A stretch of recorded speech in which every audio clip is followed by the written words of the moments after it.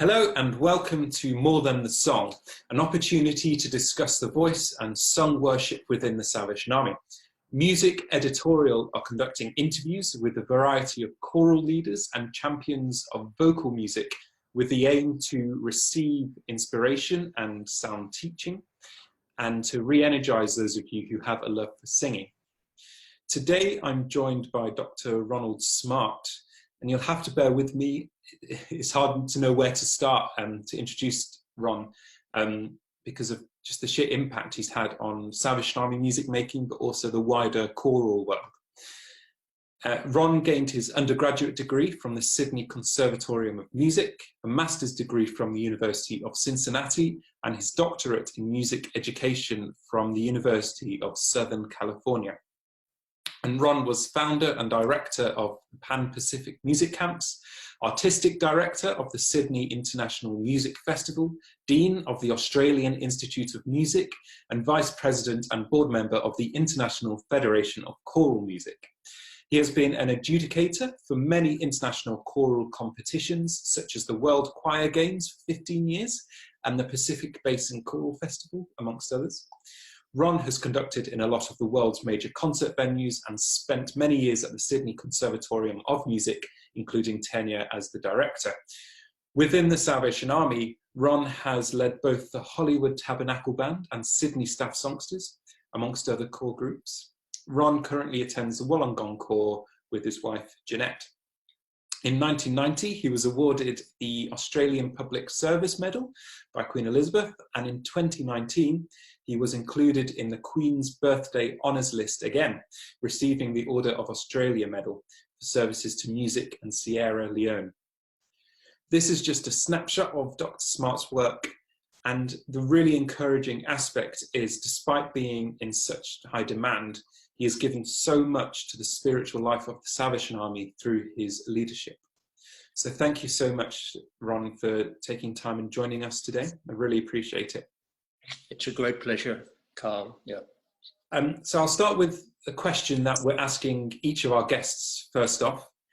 We recognise that beyond this deep theology within singing are the years of practice and dedication that makes a performance more than a song.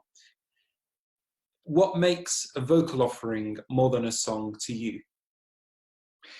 Well, Carl, it's very interesting that you have that title for your session, because when we began the Sydney Staff Songsters, the first piece we rehearsed was More Than a Song. And I chose that piece because it is more than a song to sing when you're working with a group within a church or within the Salvation Army, because you have two goals. One is the spiritual, the ministry aspect, and the other, of course, is the musical excellence. So we began and continue to have that theme as our, that song as our theme throughout the life of the Staff Songsters, with me as its director. And it was very inspirational, and we would occasionally just sing it in rehearsal to kind of enliven the spirit, as you say, but More Than a Song has been my theme with any group in choral music that I've worked with, even professional choirs. It's been More Than a Song, and I'll give you an example of that later.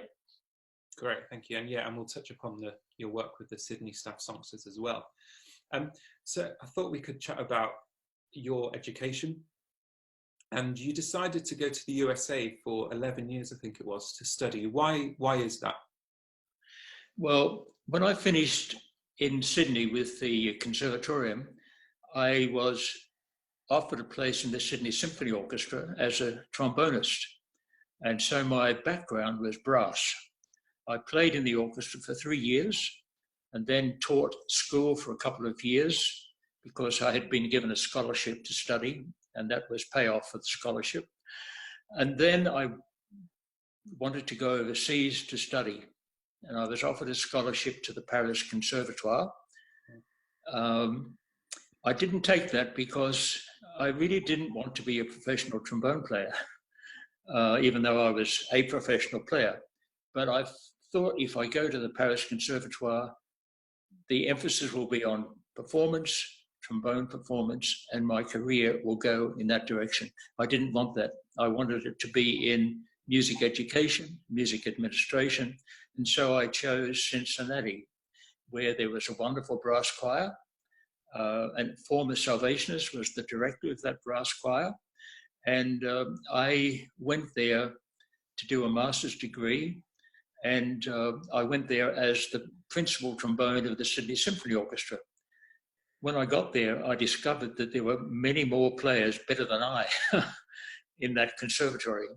So I joined the brass choir, was challenged enormously by these young players, and practiced my heart out for 3 weeks, and finally got to the point where I could sit comfortably in that brass choir. But the thing about it also was that it was called College Conservatory of Cincinnati, part of the university. They had a wonderful chamber choir. And in any spare moment I had, I would go to their rehearsals and listen to the chamber choir, which had a huge reputation. And that began my interest in choral music, even though my whole background had been in brass, orchestra, and of course, Salvation Army brass bands. That's interesting. So then did you go straight from Cincinnati to Southern California to... No, actually, from Cincinnati, I went back to Australia via Los Angeles. And while in LA, I met a number of Salvationists, particularly from the Tabernacle Corps, and went to the University of Southern California, met the Dean of Music Education, had an interview with him, and he offered me a scholarship, a full scholarship to study, which was pretty exciting. So I went back to Sydney with the knowledge that I would come back to study in Los Angeles. When I got back to Sydney, I resumed my leadership of the band in Campsie, which was a suburb of Sydney, and also took over the Songsters. And that was my first experience leading Songster Brigade. I got very inspired and I guess challenged, and sat down during my courtship with Jeanette and scored for brass band The Whole Messiah, formed a combined Salvation Army choir, auditioned for Salvation Army soloists, and we did a performance or 2 performances of Messiah with brass band and large chorus and soloists at the Sydney Conservatorium of Music. And that was a challenge, but it was highly successful. And that spurred me on as far as my choral music excitement was concerned. That's really cool. It was pretty silly to do, actually. took so much time, but it worked well. Yeah, oh, that's great. So then did you go to study your doctorate? Yes, Jeanette and I were married in 1962. In 1963, we had constant phone calls from the corps officer at the Tabernacle in Los Angeles, asking us to go over and for me to be the bandmaster of the band there. We said no, a number of times.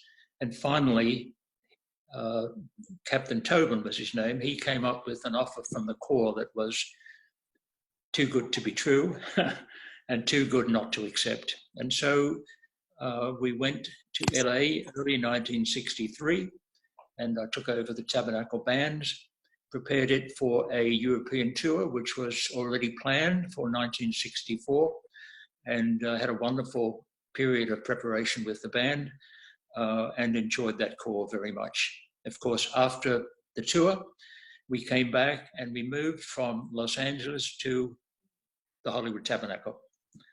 And that was a remarkable experience to be there in the center of the entertainment world with the Salvation Army on Hollywood Boulevard, just within walking distance of the famous Hollywood and Vine corner with the Capitol Records building right there. So that began a huge period of time working in the entertainment world, preparing a band, and eventually the Songsters, because I was invited to be music director of the corps, for a ministry in that part of the world. And that was exciting, it was challenging, and I think successful. Yeah, that's great. So while I was there, of course, I studied at the University of Southern California, did my doctorate, but it'll be interesting for you to know that while I was there, I met a guy by the name of Dr. Charles Hurt, who was the director of choral music and had a nationally famous chamber choir at USC. And one day I met him and I said, look, I can play piano pretty well, so how about I come along to your rehearsals, and if you need a pianist, because he had no accompanist, I can sit at the piano and accompany. He said, love you to do it. So for one semester, I went to every rehearsal, watched Charles conduct, listened to the choir, saw what he did in rehearsals, how he warmed up the choir, how he changed the sound of the choir for the particular piece he was working on. And that was my choral training, sitting there for those 3 months, observing, listening, and experiencing the best in choral music. That's really interesting. We'll move on to your work with choirs and your career as a choral leader, adjudicator, everything else that you've done with choirs. So we'll go into more specifics, I guess, about a rehearsal, about leading a choir. So when you first stand in front of a choir, what are the main objectives that you have, and how do you go about achieving these? Well, the main objective in any ensemble, choral or instrumental, is excellence. And the main aim when you stand in front of a choir is to be prepared with repertoire and with a rehearsal technique to take that choir along to excellence. And so each choral rehearsal, whether it be a professional choir or an amateur choir, Salvation Army choir, the first thing I would do was some warm-ups, some exercises. And one of them was a fun thing called Bumblebee. I don't know if you've heard it, but I became known as Mr. Bumblebee because that was one of the most popular warm-ups. And it was interesting because it was not just for vocal, getting the sound forward and getting the vowels, the E sound forward in your mouth. It was also training because as you went up, bumblebee, bumblebee, up of the scale, it was major third, minor third, minor third, major third, major third, minor third, and major third. So there was that oral training also for the ear.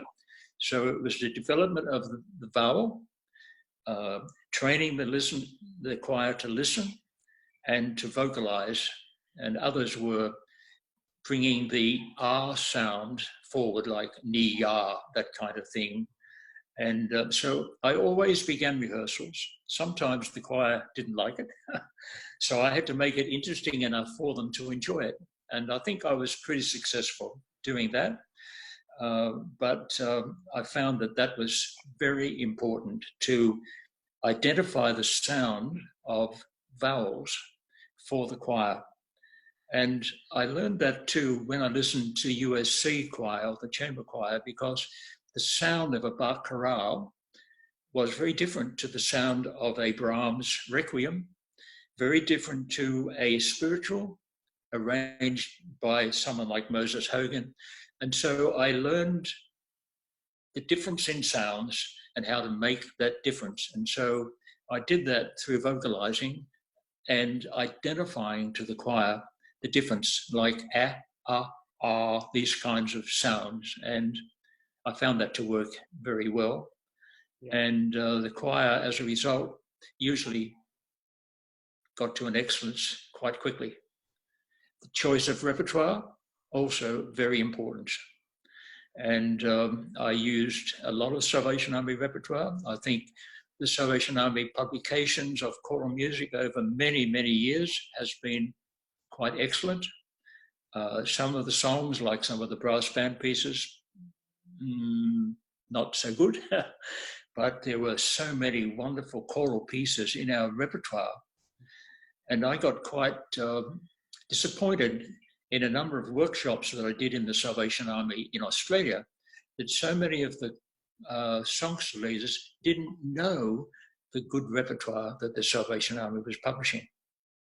And so I would make it a point of listing a whole bunch of what I felt were really good songs, like Ray Sedman Allen's "Oh Lovely Name," beautiful song, sung a cappella, not with accompaniment, but a cappella, and another very challenging piece by Wilfred Heaton.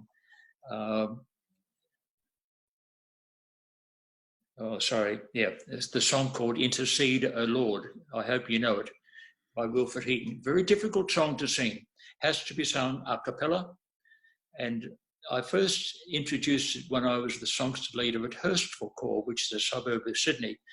And they found it very difficult. So I had to persuade them that they liked Intercede, O Lord. They hadn't done a lot of a cappella work, and so that was a challenge. The harmonic structure was quite difficult. But when they learned it, and when we first sang it in a holiness meeting in Hurstville, the impact on the congregation was huge. And it was an impact on the choir too, because my rehearsals were always based on the spiritual ministry of the repertoire that we were using. Yeah. That was very important to me and to the songsters. Yeah. As far as seating is concerned, I always listened to each singer, and I placed them in an appropriate spot to match voices. I think that's very important. Sometimes, songster leaders or choir directors just put the choir down, sit them down, or stand them and rehearse. But they don't get the best out of the voices. I mean, sometimes you have a very strong voice and a very weak voice, and they're at opposite ends of the choir. But if you put those two together, the strong voice helps the weaker voice, and so on throughout the choir. So I would always spend time listening to and placing the singers, whether it be a very small choir or a large choir. For instance, at Hurstville, I had 70 songsters in the brigade. It was fabulous. I really loved it. It was a challenge. And when I would do the vocalizing, some of the songsters didn't quite enjoy it. So I did a very naughty thing. I actually went early, put names on all the seats where I wanted them to sit. And of course, when those who didn't come at the beginning and came after the warm-ups, they had to walk around and find where their seat was. That was embarrassing for them. And do you know what? They never came late again. Of course. So anyway, that was just an aside. But yes, it's important where you place the singers. Yeah. It's important how you begin the rehearsal. It's important that they enjoy the rehearsal, and that's partly to do with the repertoire that you use, and partly the procedure that you adopt in the rehearsal. Mm-hmm. I've been listening to and watching the Choral brass band. You probably know of it, and their conductor, Philip Harper. He has such an impact on that band, and you can tell that every bandsman loves playing. They love playing for him, and the result, of course, is magic. And I'm not saying I'm a Philip Harper, but I'm saying that I try to have that atmosphere within each rehearsal, whether it be a professional choir, a very amateur choir, or a conservatory choir. They have to enjoy it, they have to like you, and they have to enjoy the repertoire. That's interesting. So yeah, I was going to ask, in your opinion, what makes a good choral leader? I think you've summed it up already in what you've said. Is there I hope so. anything you'd add to that? So. I think I would say that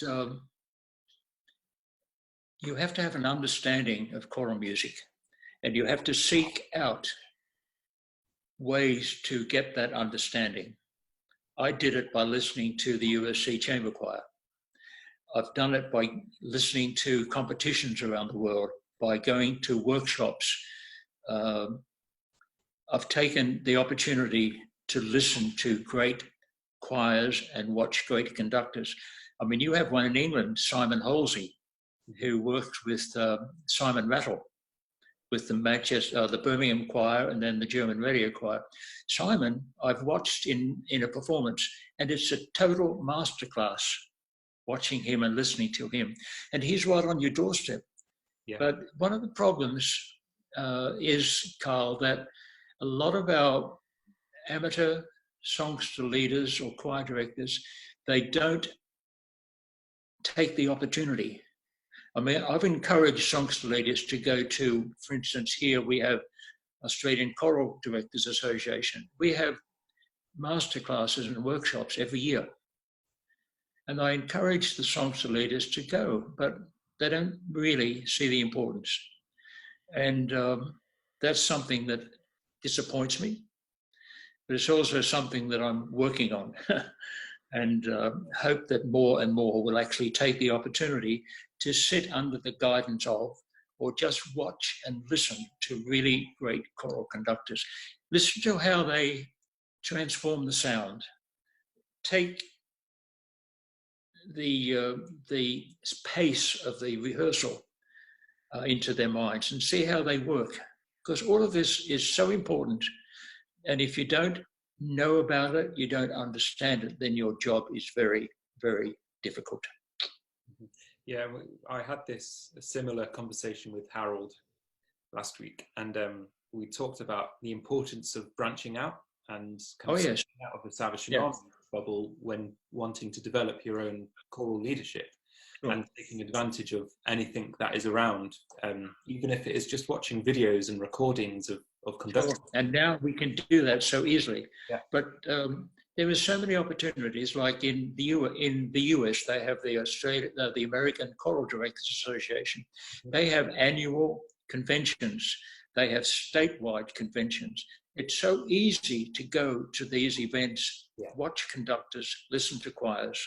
And I'll tell you an example. I was at a conference run by the International Society for Choral Music, IFCM. And at that conference, Simon Halsey had the Berlin Radio Choir, and they were a featured choir. One afternoon, he conducted a performance of the Brahms Requiem with 2 pianos. Now, for me, that was sacrilege. You can't do the Brahms Requiem without an orchestra. But, you know, after 3 or 4 minutes, I forgot that there wasn't an orchestra. I was enthralled by Simon's conducting, and seriously, it was, and I was, you know, pretty ancient at that time too, but it was a masterclass for me. Every little nuance in his conducting, there was a reaction to it from the choir. Mm. It was wonderful. And the Requiem was, of course, beautifully sung by that radio choir. But Simon Halsey's conducting, every motion meant something to that choir. Yeah. And so we as Salvation Army songster leaders really need to take advantage of these opportunities. They don't come along every day, but they come along often enough for you to gain a great deal out of them. Yeah, that's really important. I'm going to jump to your adjudicating experience again. And when you've been at an international competition such as the World Choir Games, which I'm a big fan of watching past performances from on YouTube and kind of, like you said, seeing conductors at work and seeing choirs that are just excellent at the top of their game.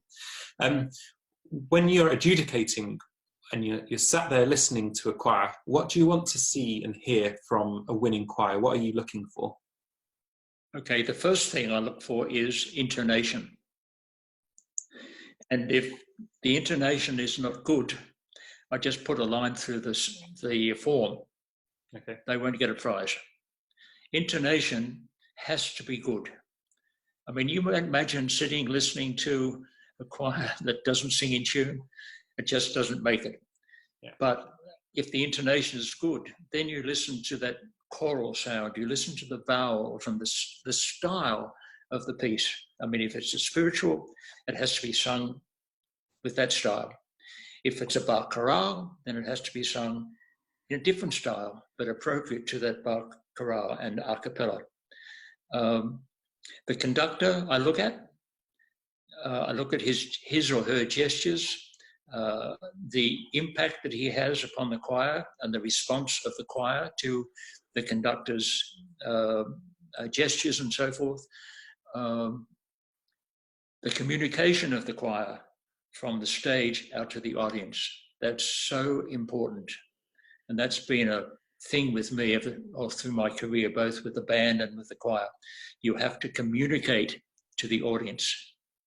And so intonation, choral sound, the sound of the vowels, the style appropriate to the piece, and the communication level from the choir to the audience. They're four very important aspects. Yeah, that's good. And just from your memories, have you any standout moments of a choral competition, any particularly choirs or conductors that have really kind of stuck in your memory? Well, the choir that always sticks in my mind is the Stellenbach University Choir from South Africa and their conductor. That's the best university choir in the world, as far as I'm concerned. It is fabulous. Yeah. And he is a special conductor. But you know, it's interesting that they can't sing in every style. I remember adjudicating that choir in a gospel section, and they couldn't sing gospel. And I talked to him afterwards, the conductor. We're good friends. And I said, why did you go into that? And he said, oh, I just wanted to do it. And I said, well, maybe you shouldn't next time. And he took it well. But boy, their performances in all other repertoire is stunning. And I know if you ask my wife, Jeanette, who is quite a chorister herself, she would say the same. Yeah. So that's the standout choir. There were many choirs, but that's a standout. I mean, Brigham Young University Choir is quite a standout. They have a wonderful conductor. And around the world, there are some really fabulous choirs. I mean, if you went to the World Choir Games, the next one is in Belgium, so you could hop over and have a listen. 500 choirs going. Actually, it was supposed to be next month, but it had to be postponed, I think, till next year. But you know, I was an adjudicator for 12 World Choir Games beginning in the year 2000, and heard fabulous choirs. And I can say how impacting they were on me. And I was a professional conductor. I'd worked with some of the best choirs in the world, but sitting there adjudicating was no hardship. It was a real pleasure to listen to and then, of course, make a judgment. Yeah, no, I agree. I'm a big fan of the Stellenbosch choir because I've heard all their recordings and watched them quite a lot on YouTube. And I think they just really seem to get the message across so effectively. And you just look at the actual choristers and they're all so energized and physically. Yeah. Well, that's it. You mentioned the key word, getting it across. Mm-hmm. They sing every song for the audience. Yeah. And the communication level is really high. And the commitment, they sing some religious songs too. Nearer My God to Thee, I heard them sing. And it was so impacting on me as a Christian. And I spoke to the conductor afterwards and said how impacting it was. And another song that they sing, which is his arrangement, and if you could ever get a hold of it, you'd love it. It's As the Deer Panther. And it begins with the whole choir rubbing their hands together, like the trees out in the bush, and it's fabulous. So I could talk forever about his choir and about the World Choir Games. Yeah, it's great. So you've shared with us what you want to hear from a winning choir in a competition. How is that applicable to choirs within the Salvation Army whose purpose isn't to compete but to minister and worship? Well, I mean, it should be the same. I mean, when we're in ministry, that has to be the best. And I always impress, whether I'm a guest conductor in a corps somewhere around the world, or working with my own choir at Hurstville or with the Staff Songsters, it was always ministry. And as I said, our theme for the Staff Songsters was more than a song. And our rehearsals were a ministry in themselves. I used the texts of the songs to bring the Lord into the rehearsal. And as a matter of fact, I'll tell you this, one time I was accused of making the Songster Brigade my church. And I accepted the criticism, but I didn't change, because a songster rehearsal or a band rehearsal is a ministry in itself. Mm-hmm. And although I'm not permanently conducting anymore, when I go and guest, which I do still occasionally, my first impact with the group, brass band or orchestra, and I've conducted symphony orchestras all around the world too, the first impact is a spiritual one. Even with a professional orchestra, I let them know what I am. And it works. It really works. Yeah. I think I may anticipate one of your questions, but if you ask me a highlight experience in choral music, I would say it was conducting a professional choir in Korea, in a city just south of Seoul. And this choir was one of 25 professional choirs in Korea. And when I say professional, they work every day of every week of the year. They rehearse for 3 hours every day. And you walk into the rehearsal, they're there ready to start. And with this choir, I went into the rehearsal not knowing how their English was or whatever, but I knew they were a great choir. So I just handed out the music for an arrangement by Moses Hogan called I Am His Child. And if you don't know this piece, get it. It is fabulous. I Am His Child. And I asked them to sing it through with me. They did it beautifully, sight reading in English. So we did it a second time, and it was even better. And then I said, okay, let's pass that in and put it away. So I rehearsed for the week, had a fabulous experience with these professional singers, a wonderful choir. And then on the concert, I was told you will need 4 encores. So I rehearsed 4 encores. The crowd of 2,000 in this beautiful auditorium demanded 4 encores. Wow. When we'd finished, they kept demanding more. And so I turned around and I said, 1 more.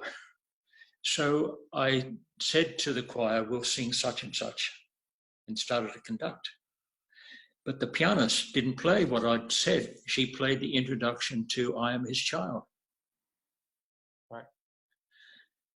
The choir had translated the song into Korean and had rehearsed it, unbeknownst to me, because they wanted the audience to hear the words of this song, I Am His Child.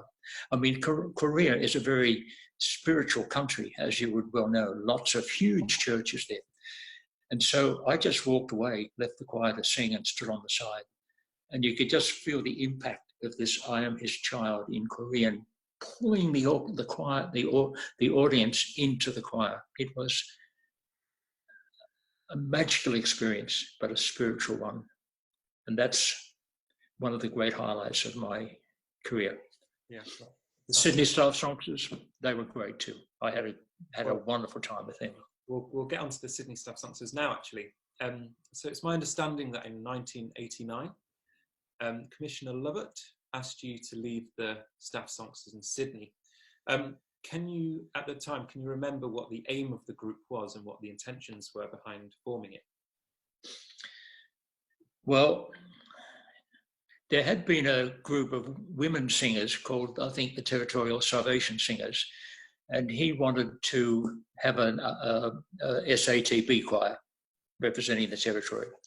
So that was the first thing. Secondly, he wanted this Staff Songsters to be a stimulus for the development of songster brigades throughout the territory. It was very important for the group to give an example of how to sing, how to perform, how to have the spiritual aspect of your performances made public and be very well known, and to have an international impact. So they were 4 of the reasons that Commissioner Lovett had, all pretty important, and I totally agreed with them. Yeah. And he put a couple of conditions on my leadership, one of which was that I had to sing in a choir songster brigade, Well, to be honest, that was impossible with my schedule at the time. I was head of the Conservatory of Music. I was guest conducting all around the world, and I just didn't have the time. So he finally agreed to let me off, let me off that one. And but all the staff songsters were required to sing in their own songster brigade as a part of their ministry from the staff songsters to the songsters, and that worked wonderfully well. And how would you describe your time with the staff songsters? My time as leader? Yeah. It was thrilling. It was spiritually challenging, but wonderful. In my leadership, I never had a sergeant, like a band sergeant or a songster sergeant, anything like that. I always asked the group to elect a president who would take the role of the spiritual leader of the group. And so with the staff songsters, they elected a former officer, well, not a retired officer, who was magnificent. He was a spiritual guide for me, and he was the leader of the staff songsters. And he had a huge impact, and our ministry benefited so much from having that kind of leadership. As far as the musical aspects of the staff songsters, they were wonderful. They were all auditioned. It was a chamber choir of about 25 singers. We rehearsed only once a week, but that rehearsal was intense. Nobody ever missed, and everyone was fully prepared for the rehearsal. I had a wonderful accompanist in Craig Woodland who would work with me at the Conservatorium. And together we planned rehearsals. We talked about repertoire. We used a lot of Salvation Army repertoire. We also used a lot of non-Salvation Army repertoire because we were singing to different types of audiences around Australia and, of course, around the world. And so our repertoire was very wide, quite far-reaching spiritually, and quite challenging musically. And stylistically, I think we managed to sing all of our repertoire in a very appropriate style. We did a lot of movement. We did a lot of different placements of the choir, changed sections around and so forth during the concerts. And all of that was quite impacting on the audiences. That's interesting. Running out of time, but I do want to talk about your work with Sierra Leone, because you received the Order of Australia Medal last year for your work. Well, it was for music and for Sierra Leone. But before we do that, just quickly, the staff songsters did a remarkable tour of Russia, Moscow and St. Petersburg, when the Salvation Army was just developing there. So we had to have repertoire that communicated with those people too. That was just an aside. Sierra Leone, Jeanette and I were challenged by refugees who had come from Sierra Leone. And the corps officer at the corps in Auburn, Nelson Kiston, asked us if we would help him develop a program that would assist these refugees, but they wanted help for their friends in Sierra Leone. So Nelson and I and the former Sierra Leonean went to Freetown and looked around enormous poverty, and we decided that education was the best thing that we could do for them. So we found a location and decided we'd build a school. So we started to fundraise. We got lots of money, and we had a family from Brisbane who became our major donors, and they contributed thousands of dollars to us. And so we were able to build 3 schools, primary, infants, and nursery. And when we opened the schools last February, we had those. We had a canteen, we had a toilet block, not a hole in the ground anymore, and we built this beautiful auditorium. And it was a tremendous thrill for us and a wonderful achievement. We saw a need. We wanted to meet that need, raise the money, We worked closely with the Ministry of Education and achieved our goal. And there we are. That's inspirational. Just investing your time and efforts into such a important project and important cause. The last question I want to ask you to wrap up is, what do you want to see from vocal music within the Salvation Army, and where do you see, choral music and singing going, and what do you feel it needs to take with it into the future, and is there anything that you think it should leave behind in order to move forward and progress? Oh, that's a tough question. Well, to begin with, in the Salvation Army, here in Australia particularly, brass bands and choirs are diminishing. I notice in England you still have some wonderful bands and some wonderful choirs, but here we don't see that happening. One of the biggest problems is leadership, and we are not training bandmasters nor songster leaders. We don't have any kind of choral program that within the Salvation Army here that would be attractive enough for potential leaders to attend.